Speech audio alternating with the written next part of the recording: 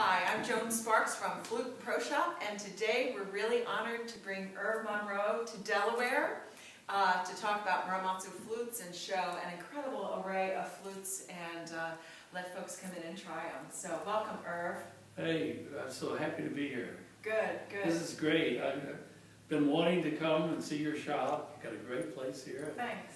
And meet some of your clients who just absolutely, it's a great experience for us. Well, thanks. Have you ever been in Delaware before?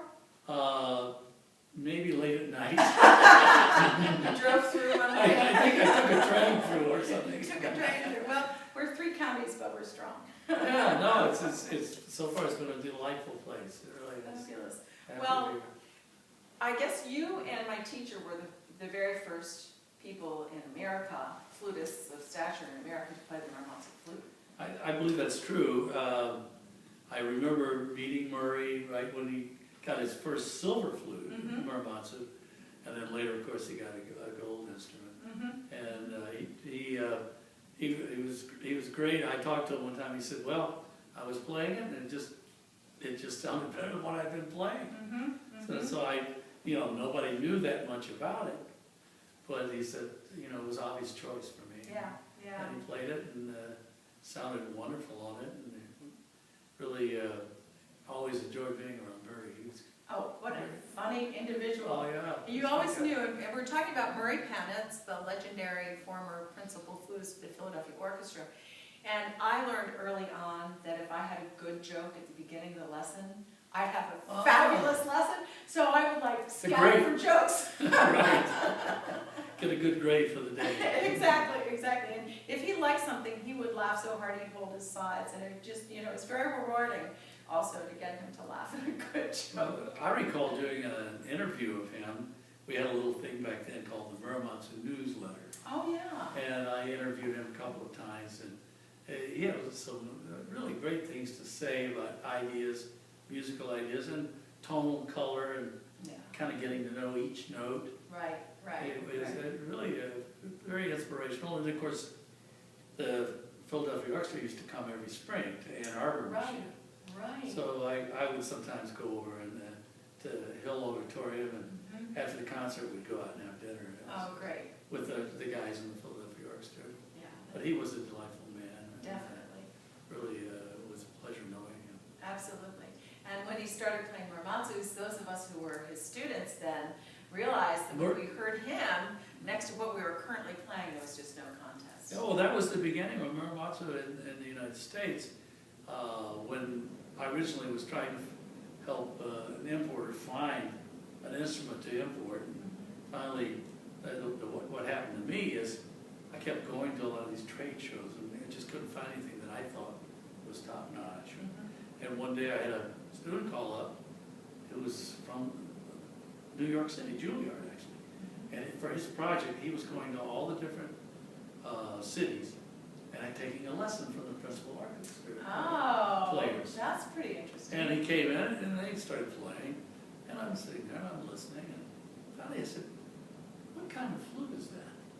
I said, "That really sounds, look, may I try it?" So I played it, and the next day I went to the importer. I said, "I think I found the instrument." Really?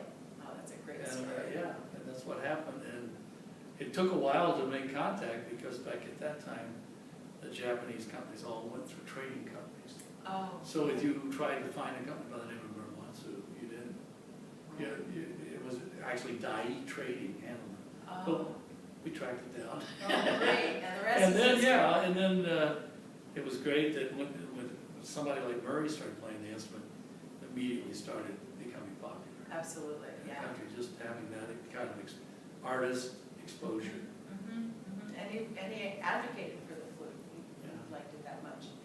And of course, it didn't hurt when Jimmy Galway came on the scene No. too in the '80s and was playing all the Muramatsus that he owns. And since then, of course, and most people didn't know. I didn't know that the Muramatsu already was very popular in Europe. Obviously, it was popular in Japan and other parts of Asia.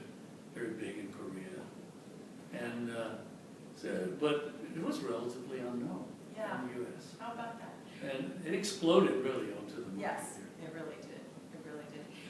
When Dave Key, my business partner, went to Yes, work I in know Japan- Dave. He's a you great know guy. Dave, yeah. When he went to work in Japan, what he came back and told us all sorts of wonderful things, but I hadn't understood that every single part of every single Muramatsu flute is made in a Muramatsu factory. That's amazing. So Well, it's unbelievable. I Yeah. mean, you know, every other company, they say, well, we have this so-and-so bands, and we have this. They're not theirs. Mhm. They're buying them from somebody that makes bands for everybody, you know. Mhm. But Muramatsu makes their own parts, and it's really a very unique company. Mhm.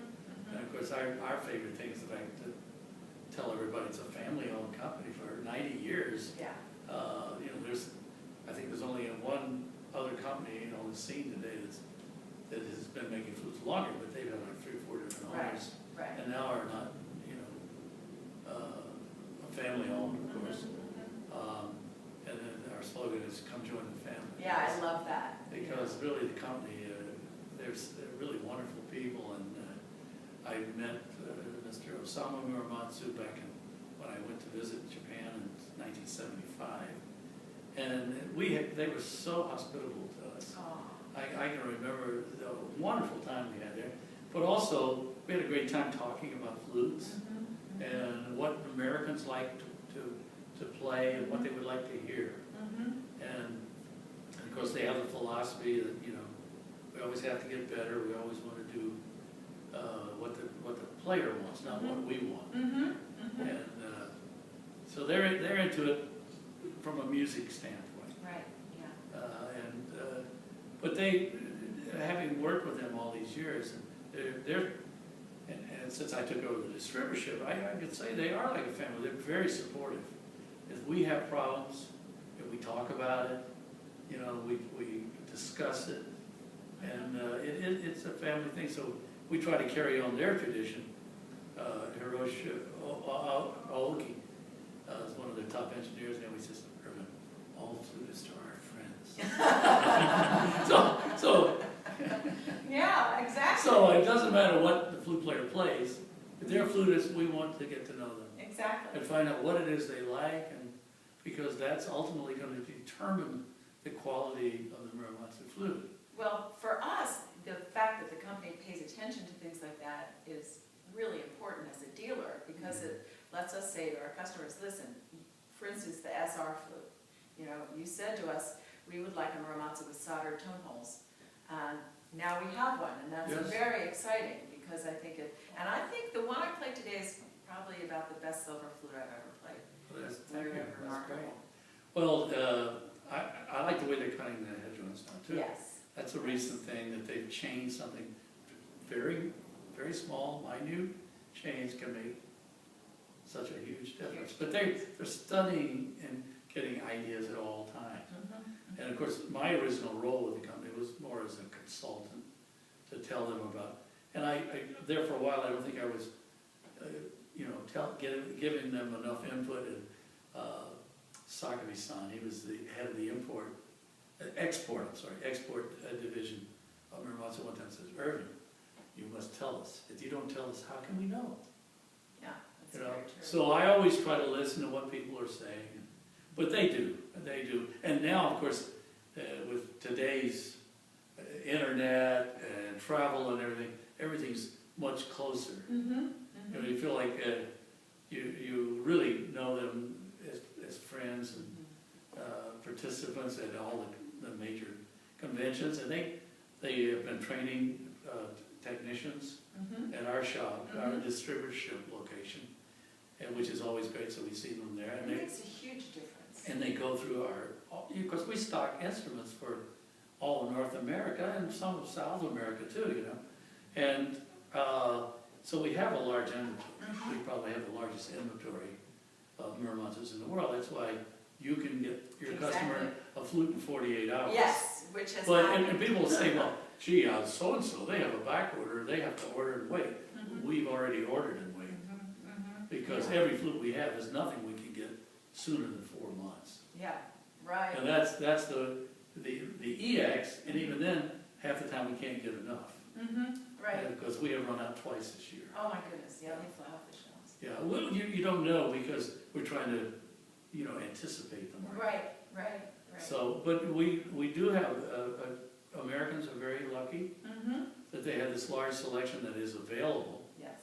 And they can come to someone like you and say, I'd like to try your flutes, and they say, well, you've got this, and I like it, but I need it with a C-sharp drill, and you pick up the phone, and you can say, come back the day after tomorrow. Exactly. That scenario played itself out just a few weeks ago. Is that right? Yeah. Good, Yeah. it's working.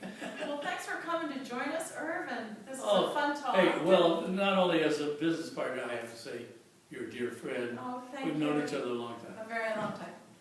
Thanks. Oh, great being here.